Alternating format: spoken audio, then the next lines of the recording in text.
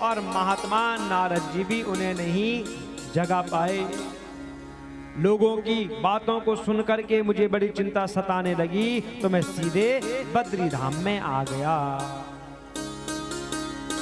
मैंने सोचा कि बद्री धाम में जाऊंगा, भगवान की तपस्या करूंगा, भगवान प्रकट होंगे तो भगवान से ही पूछूंगा कि भक्ति ज्ञान वैराग्य के लिए जो सत्कर्म का उपदेश संकेत आकाशवाणी ने किया है वो सत्कर्म क्या है, उनसे ही पूछूंगा। तो ये सनकादिक ऋषियों जैसे तपस्या में बैठने वाला था तब तक तुम चारों आ गए। तो यही मेरे दुख का कारण है। तुम चारों ने पूछा नहीं कि क्यों दुखी हो, तुम यहाँ क्यों आए हो, तो सारा दुख मैंने तुम्हें बता दिया है। और सुनिए महात्मा जी, इदानीं भूरि भाग्येन भवद्भिः संगमो भवा कुमारा बुर्वताम शीघ्रम कृपाम कृत्वा ममो परि। और मेरा भाग्य तो देखो, जैसे ही भगवान की तपस्या करने के लिए बैठा था कि तुम चारों मेरे सामने आ गए। और आप चारों से बढ़कर संत तो कोई हो ही नहीं सकता है, आप तो सबसे भी पूर्वज हैं, ब्रह्मा जी के मानस पुत्र हैं, सबसे पहले आए हैं, सभी के पूर्वज हैं। और लगते कैसे हैं कि जैसे 5-6 वर्ष के बच्चे होंगे। तो आप चारों से बढ़कर कोई संत नहीं है, तो मैं आप चारों से ही पूछता हूं कि वो सत्कर्म क्या है जिसका संकेत आकाशवाणी ने दिया है। अहो भाग्यस्य योगेन दर्शनम भवतामिह। बड़े भाग्य से आप चारों का दर्शन होता है। अब मुझे सत्कर्म बताइए। तो सनकादिक ऋषि कहते हैं, मां चिंताम कुरु देवर्षे हर्षम चित्ते समावह उपाय सुख साध्योत्र वर्तते पूर्वे वही।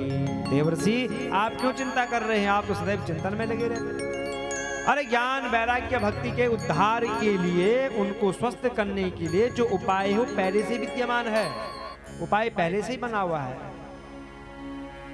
अहो नारद धन्योसी विरक्तानां शिरोमणिः सदा श्री कृष्ण दासानां अग्रणीर योग भास्कर। नारद जी आप धन्य हैं, आप विरक्तों के शिरोमणि हैं, माननीय हैं, भक्ति योग के आप भास्कर हैं। और जितने भी भगवान श्री कृष्ण के दास हैं, उनके भक्त हैं, आप उन सभी के मार्गदर्शक हैं। हम आपको उपाय बता रहे हैं जिसका संकेत आकाशवाणी ने किया, सुनो आप उसे।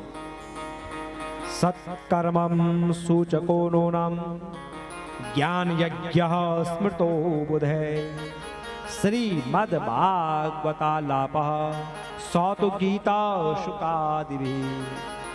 नारद जी सुनिए, ज्ञान यज्ञ को ही सत्कर्म कहा गया है और वह ज्ञान यज्ञ है श्रीमद् भागवत का पारायण, उसका पारायण, जिसका पाठ, जिसका गायन सुकादि मनाओ महान भावों ने किया है। नारद जी ने कहा नहीं मैं नहीं मान सकता हूं। अरे मैंने वेद पाठ किया, गीता का तो मैंने कई बार पाठ किया, आंख तक नहीं खोल पाए हो, तो भागवत जी की क्या विशेषता है? मुझे कैसे विश्वास होगा कि भागवत जी को सुन करके ज्ञान वैराग्य उठेंगे, स्वस्थ होंगे? मुझे तो नहीं लगता है। तो सनकादिक है, वेदोपनिषदां सारा जाता भागवती कथा अत्युत्तमा ततो भाति पृथक भूता फलाकृति। नारद जी सुनिए, श्रीमद् भागवत महापुराण की कथा वेद और उपनिषदों के सार से बनी है। नारद जी ने कहा कैसे? तो सनकादि कहते हैं कि पूरी किसमें बनती है? नारद जी ने कहा घी में बनती है। तो सनकादि ने कहा वही तो नारद जी, दूध में घी रहता है, दिखता नहीं है। जब तक मंथन नहीं करेंगे तब तक मक्खन की प्राप्ति नहीं होगी। मंथन करने के बाद ही मक्खन बनता है, फिर पिघलाया जाता है, फिर घी बनता है। नारद जी ने कहा मेरी समझ में नहीं आ रहा है। तो फिर समझाते हैं, इक्षुणामपि मध्यांतम शर्करा व्याप्य तिष्ठति पृथक भूता च सामिष्टा तथा भागवती कथा। नारद जी, गन्ने में खांड व्याप्त है और गन्ने के रस से ही खांड बनता है, जिससे मिठाई बनती है। ऐसी भागवत जी की कथा भी है।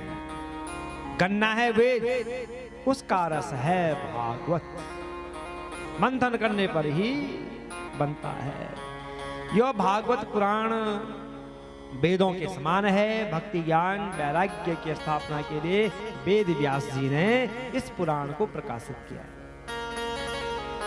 तदा त्वया पुरा प्रोक्तम चतुश्लोक समन्विता। और आप भूल गए, व्यास जी को आपने ही